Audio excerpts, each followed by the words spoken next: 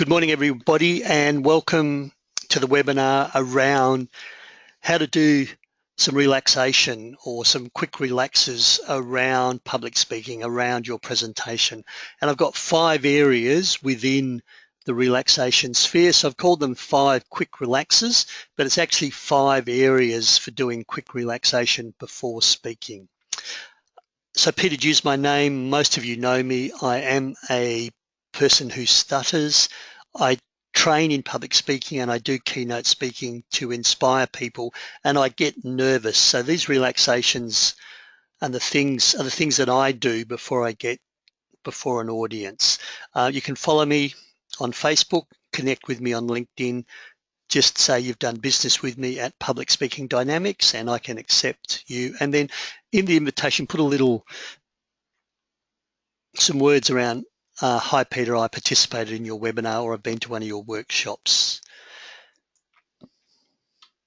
How to participate, please ask questions as we go. You can type in your dialogue box at any stage. In fact, don't just ask questions, feel free to make comments.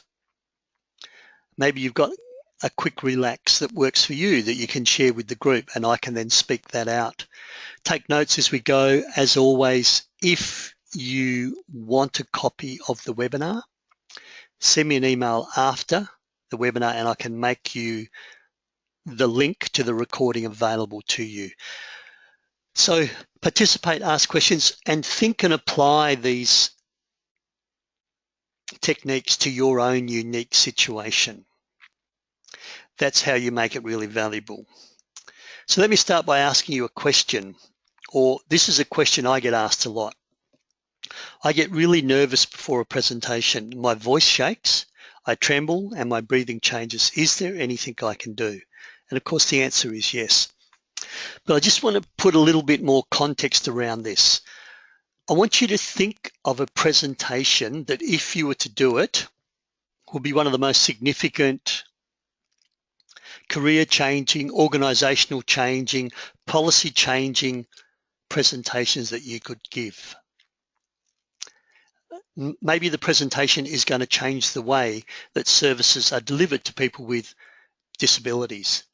Maybe if your presentation is successful, politicians in the room will change their policy as a result of what you say. Maybe if you nail this presentation, you'll be seen as a future leader and your career within your organization will be established and assured. For me, my situation would be, let's say I'm doing a keynote presentation in front of 1,000 people in Singapore or somewhere within Malaysia. I'd love to speak on the Southeast Asian circuit. I don't speak there yet, but let's say I had one opportunity for me to be really successful is important. And just thinking about it makes me be a little bit nervous. So I want you to have in the forefront of your mind, think of a really important situation where you may have to speak. And as we go through these relaxation techniques, which one would work for you and would help you as you get ready for that important presentation you've just thought of. As I get ready to walk on the platform in Singapore, 1,000 people, keynote presentation, these are the things that I would use. Which ones could you use? So there's 5 things I mentioned, 5 steps. One's around deep breathing. One's around your voice preparation. Some people don't do anything with voice preparation. Deep breathing is something physiologically that you can do. The mindset is around your mental preparation, looking after your voice both before the presentation, but also during the presentation is really important. And then, of course, some quick relaxation techniques. So that's what I want to cover in the half hour. Deep breathing. Deep breathing is, in essence, a relaxation technique by itself. One of the things that I see when people get before an audience is they stop deep breathing and they move into a shallow, nervous breathing. So deep breathing is really important to help you prepare. As you're waiting to be introduced, the deep breathing can oxygenate your brain, can prepare you and it can calm your nerves. So some deep breathing exercises. First of all, deep breathing, when you put your hand on your belly button, it should go in and out. And of course, putting your hand on your belly button or two hands on your belly button in a slight clasp, if you watch our weather presenters, is a normal resting position for nonverbal communication. If you put your hands on your belly button and they're not moving in and out, you're not breathing, or you're not breathing down low.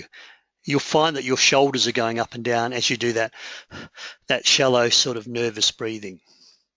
So deep breathing, low down in the diaphragm, is called diaphragmatic breathing. It's what opera singers do before, during, and after their performance. So a quick exercise for deep breathing, and this is what you can do before. So here's a couple to do before. So you're waiting to be introduced, you're getting a little bit nervous. The deep breathing, this you should do before and during, and also after. Don't stop breathing after your presentation, but before. So 4 by 4 by 4 by 4 goes something like this. So our next speaker is, and you're starting to get nervous, breathe in for 4 seconds. 1, 2, 3, 4. Hold that for 4 seconds. Exhale, breathe out for 4 seconds, and do that 4 times. That's about a 20, 25 second, 30 second exercise. So as you're sitting, waiting to be introduced, or you're standing up at the lectern and the MC's reading out your biography, do that 4 by 4 by 4. Really good quick exercise for making sure you're doing deep breathing. The breathing in for 4 seconds, 1, 2, 3, 4, make sure it goes low, as opposed to breathe in for 1 or 2 and exhale after 1 or 2. That's before. Probably you can't focus on that while you're presenting. Same with horse blows. This is before. And probably before and also in private. I wouldn't do horse blows in front of the audience. So this would be private. So feel free to do your 4 by 4 by 4 in front of the audience. They don't know you're doing it. You're sitting off to the side, you're standing up the lectern waiting to be introduced. You can do that. Horse blows is what horses do. And it goes something like this. And you should be safe in the internet world. I won't spray you with saliva. Horse blows go like this.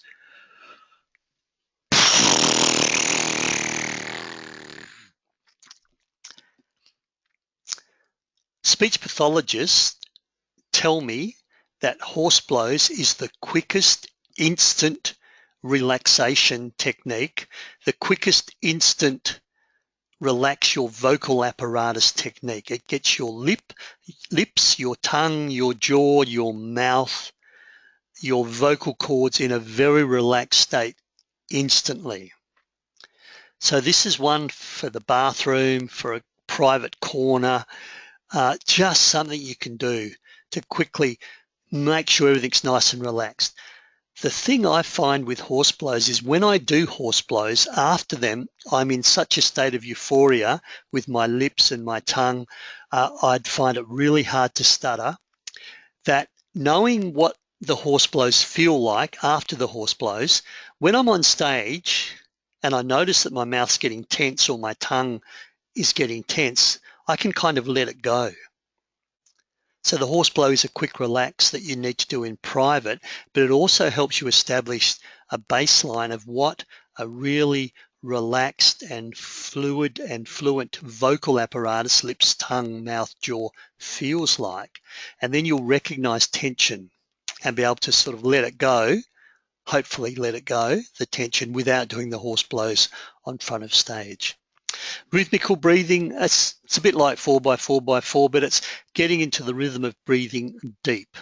And of course, I mentioned the power of putting your hands on the tummy and just checking that you're breathing.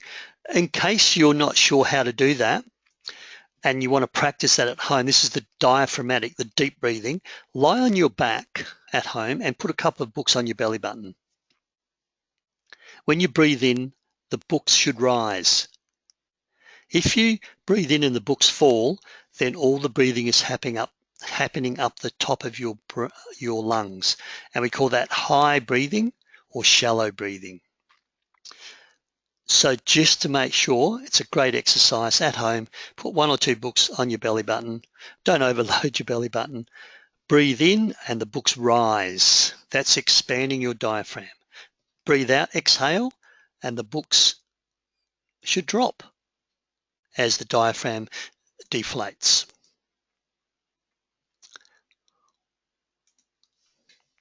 Still with breathing, your posture can make a big difference. If you think of musicians, cello players, violinists that are sitting, any other musician, guitarists, they sit on the front 1/3 of the chair. So clearly, this person over here,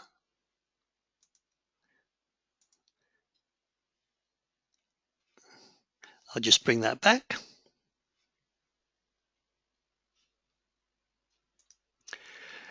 Oh, where are we? Let me bring that back.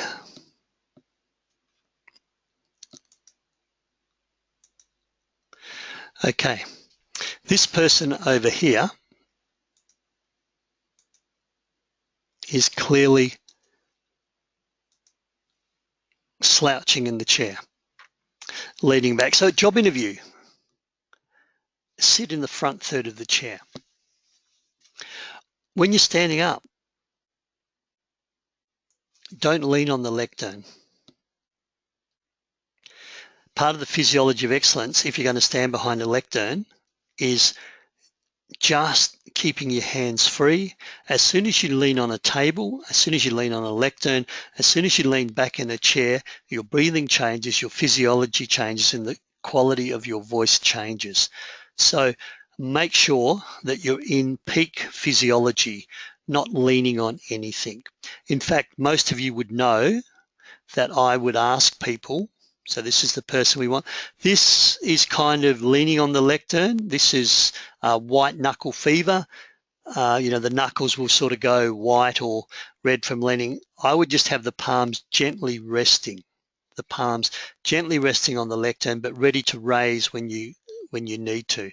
But as most of you know, I would say move out and get away from the lectern, and then you're just walking, standing upright, doing your deep breathing, and you're engaging the audience better. So along with your breathing, just be aware that posture can interfere and limit your deep breathing.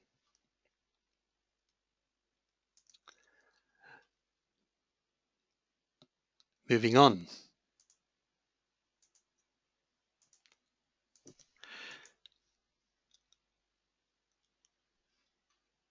Okay. Voice preparation. I mentioned opera singers. If you've been watching X Factor or Australia, You've Got Talent, you know those people warm up before they go on stage to sing. So you're nervous. This is an important presentation. Have you done the warm-ups with your voice? Or are you just going on and expecting your voice to just flow beautifully? Newsreaders, they do warm-ups before they go live. So what kind of warm-ups can you do for your voice? Humming is one of those warm-ups you can do. Tongue twisters, Peter Piper picked a peck of pickled peppers. She sells seashells by the seashore. Round the rugged rocks the rugged rascal ran. How much wood would a woodchuck chuck if a woodchuck could chuck wood? Singing. What are you going to do to warm your voice up before you go on stage? To expect this absolute complex musical instrument, which is your voice, and requires a whole host of nerves and cartilage and muscle to work in unison, to not warm up and expect that to work straight away confidently is is expecting a little bit too much. So speech pathologists tell us about the importance of warming up your voice before you go on stage. There may be other ways of warming up. I'm just going to pause for a moment. Who currently warms up their voice before they go on stage? I think, Debbie, you were first on and you came on at about 6 minutes too, and you may have heard me already talking to myself. That was my warm up. There was no one else on. I was just doing my warm up, and all of a sudden I saw that you were on and I thought, whoops, I hope that didn't sound too silly. So do your warm ups with your voice. Yes, and a good point. Don't do this in front of your audience once again. So it's the bathroom. Humming, you can quietly to yourself. And in a big room, no one will even know that you're humming. Singing is not something I do because I can't sing. Well, I can sing in the shower, but I don't want anyone to hear me singing. So voice preparation, really important. Your mindset. So this is getting ready, you're nervous, you need to relax. The mindset can really help. One thing I teach is affirmations. Affirmations is those positive sayings, those reassurances that you have when negative thoughts come in. What if I really muck this one up? Peter, you're a champion because you got here. You're a champion for having a go. You're a champion for being prepared to get out of your comfort zone. Regardless of what happens, you're a winner. Regardless of what happens with this exercise, with this presentation, you're a winner. What affirmation do you use when self-doubt creeps in? What if they don't like me? What if my message misses? Wow, this is important to me. I hope my mind doesn't go blank. What affirmations do you say to neutralize that? Visualization is a great relaxation tool. I arrive to my venues early, and one of the things I do is I walk on stage. Part of walking on stage is I need to check all my equipment's and working, but when I'm on stage, I just stop and I look up at the seats, the auditorium, the U-shape, the gala ballroom style, and I pretend the audience is there. I visualize the audience there. I actually go and sit in several positions in the room, one down the back, one down the front, one left, one right, and I look at the stage and I visualize myself on the stage. And it's about just getting ready and familiar with the room and the venue, but it's also about me feeling comfortable.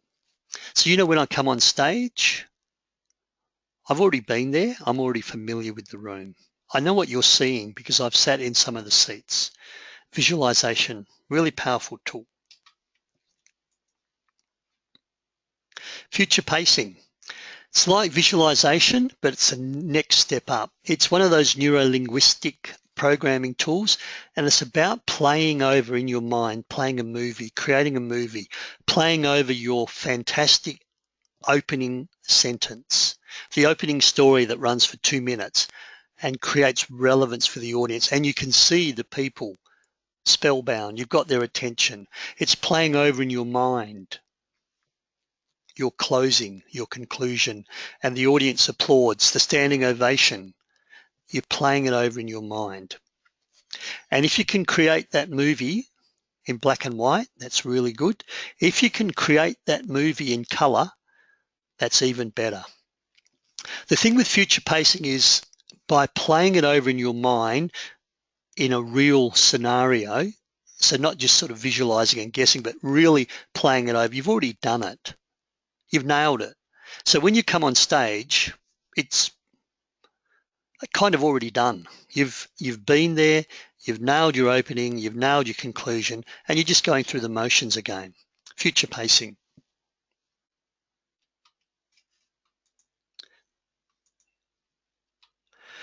Power posing.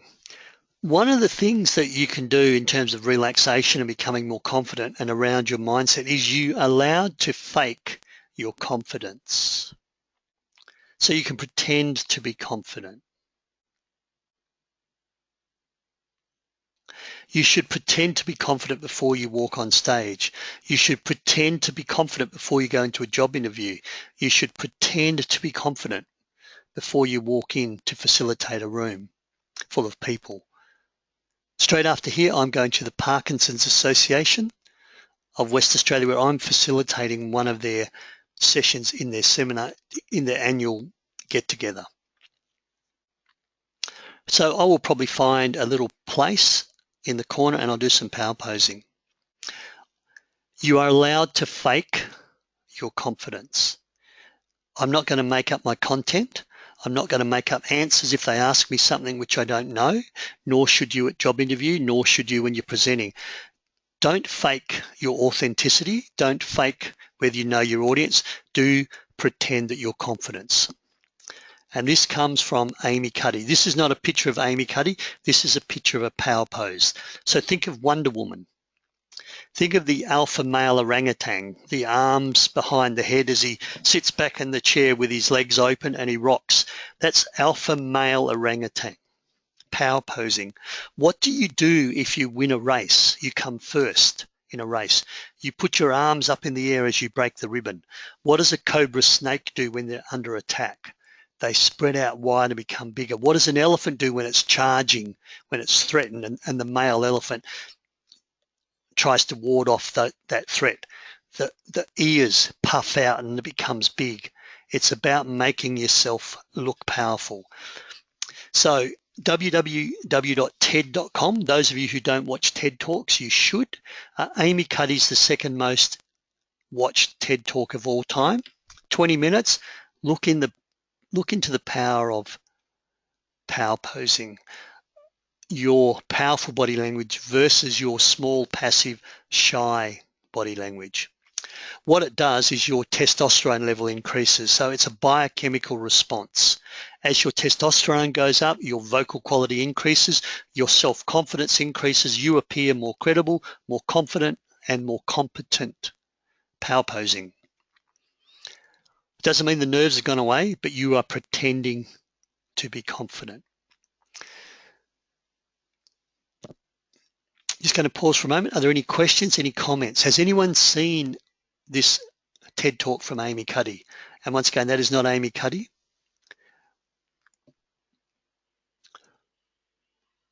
Who's seen Amy Cuddy? No one. No, but we'll check it out. Good. Really good. Really good for women, because women often suffer from imposter syndrome. They think they're not good enough, they're not worthy, and men suffer less from imposter syndrome. So this faking it until you're becoming it, this power posing, is really powerful for women. And yes, someone's seen it. Good. Really great. Thanks, Carlina. Really great. Very important. And there's biochemistry behind it. So, and it comes out of Harvard University. So thank you for that. Really important stuff. You can fake it till you become it. That's probably the story of my life, sort of faking it. So that's your mindset. Moving on quickly. Look after your voice during and before the presentation. So the quiver, the nervousness in your voice, how can you help? Drink lots of water before and during the presentation. Don't drink so much water before that halfway through you need to go to the toilet, but certainly a litre of water, and you need to time that. So if you're going on at 9, I'd probably drink a litre of water about 7 a.m. I definitely need to go to the toilet before I go on, and then I'd sip water during my presentation. During the presentation and before the presentation, you can also drink apple juice or pineapple juice. These lubricate your voice. Just going back to opera singers again, I mean, they have the elite voice. They need to look after their voice. Their lubricant is, of course, a raw egg. They will drink a raw egg. I don't like raw egg. Well, I can't say that. I've never drank a raw egg. I can't bring myself to drink a raw egg. So I drink apple juice. I'm not keen on pineapple juice. Don't drink orange juice. Orange juice is not a not such a lubricant. And the thing you need to avoid is you need to avoid your milk and your soy protein. So no skinny flat whites, no soy double lattes, no soy chais before speaking. They will exacerbate any quiver, any nervousness, any strain on your voice. If you need caffeine, I have a long black because I like to have coffee in the morning. So when I'm speaking, it's a long black, or you can have your Coke or your Red Bull or something that, takes care of that caffeine need if you can't stand a short black or a long black. Just avoid the milk protein. If you have a dry mouth, then put a Tic Tac or some other mints into your mouth. A Tic Tac is small, you can push it up near the gum. No one knows it's there, and it keeps the mouth nice and fresh. And with the mint, it creates that saliva, and you don't have a dry mouth. So you need to look after your voice. Needless to say, after, I try to avoid alcohol, not so much after the night before. So if I'm doing several presentations in a row, which is often the case because I travel around Australia and I've done one presentation, maybe I've looked after my voice beautifully and I've got another presentation the next day, that night I need to go alcohol free.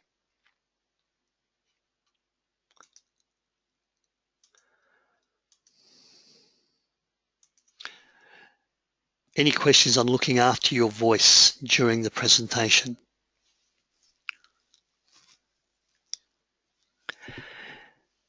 And yes, someone said you can drink glycerine. So I think glycerine is kind of the same thing that you get in the raw egg. It just acts as a lubricant. Okay. And step 5, your relaxation exercises. Which one do you do? Shoulder shrugs. So these are physical exercises. Shoulder shrugs you can probably do forward and then back, or turning your head as far as you can to the left, as far as your head to the right. You can do that sort of quietly, discreetly while you're sitting up front. People may not know. The Jacobson technique is where you progressively tense parts of your body. So squeeze your toes, squeeze your fingers really, really tight. Feel the tension, hold that for 30 seconds.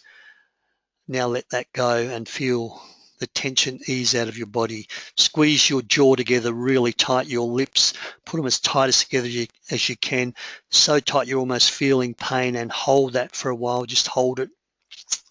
Now let it all go and feel that tension just ease out of your mouth and your jaw. Yoga, meditation.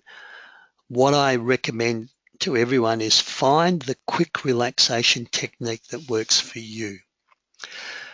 As a person who stutters, I've had speech therapy and they taught me lots of skills around speaking in a way that's gentle and fluent, and I can control most of my stutters. When I get on stage, my nerves really kick in.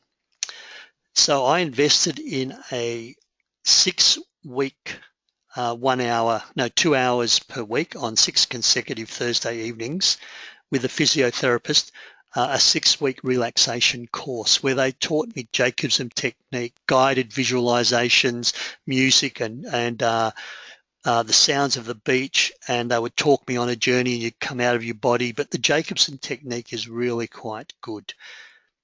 I don't mind what you do. 4x4x4, breathing, humming. Find a quick relaxation technique so that you notice, whoa, I thought I'd be fine here. I thought this wouldn't be a problem, but oops, I'm really feeling quite tight. What are you going to do? Invest in finding your quick 30-second, 60-second relaxation technique that just grabs those nerves, nips them in the bud, and gets you a little bit calmer as you move on stage. Last 2 workshops for 2015, Difficult Conversations in Perth on the 4th, and Thinking and Speaking Off the Cuff on the 7th of October, 7th of December. These are our last 2 workshops for 2015. We've got quite a heavy schedule coming up for 2016. If you or your organisation think that a workshop, Difficult Conversations, Assertiveness, Winning Presentation Skills, Thinking and speaking off the cuff, feel the fear and do it anyway. Any of the workshops you will find on my website, uh, just let me know and we can do some planning for next year. So just before we go, are there any last questions around learning to relax before speaking? Deep breathing, really good. Learn to deep breathing and just check you're not doing that shallow breathing. Prepare your voice. Why wouldn't you? Singers do. Take charge of your mindset. Do your affirmation. Look after your voice, relaxation exercises. Do I have any tips for a video presentation? So I guess the reality is what I'm doing today could be a video presentation. I can't see you guys. You guys are in virtual land. With a video presentation, just speak to the video camera as you would to an audience. Just like you're having a one-on-one conversation with whoever's behind the video camera. If it's for television, you probably need to tone down your gestures. And just imagine if you were doing a job interview, you do smaller gestures, maybe one-handed gestures occasionally to illustrate a point to that 2 or 3 people on the job interview panel. So within TV land, they don't want lots of noisy gestures. And I mentioned the resting position that you'll see our weather presenters. They often come to around their belly button, just below their belly button, and it's non-distracting. Is the cameraman just going to take your shoulder and your head, or are they going to take your whole body? So if it's your whole body, make sure you're not swaying from side to side or moving your feet. Generally, it'll be maybe above your waist, shoulders. So you've still got that opportunity to bring a hand gesture up. So don't do too noisy gestures, but the attitude, the mindset is, I'm just having a conversation one-on-one. I'm just having a conversation. So you're not doing a video. You're not doing a TV interview. You're just having that one-on-one conversation with your mistakes, with your pimples, your warts, your bald head, your big nose. Just be you, just be genuine. Talk to the camera like a friend. When I speak to 150 people, it's exactly the same thing. Talk to them one-on-one. Have a chat as if they're your friends. Obviously, you've got to move your eyes every now and then because there's 150 people, so you focus on different areas in the group. With the camera, they'll tell you whether you've got one camera, so you're just going to look down the camera lens, or there's 2 cameras and they want you to just keep looking at the interviewer and they'll decide which camera they're going to video you from. But the attitude is nothing changes. What I'm doing to you guys today is I'm just having a chat with you one-on-one. I can't see what you're doing. I can't see if you're falling asleep. Can't see if you're rolling your eyes. Can't see how you're taking it. I can get a little bit of feedback via the email, via the questions, but exactly the same. So don't do a video, just do a conversation. Thanks, Debbie. Thank you, everybody.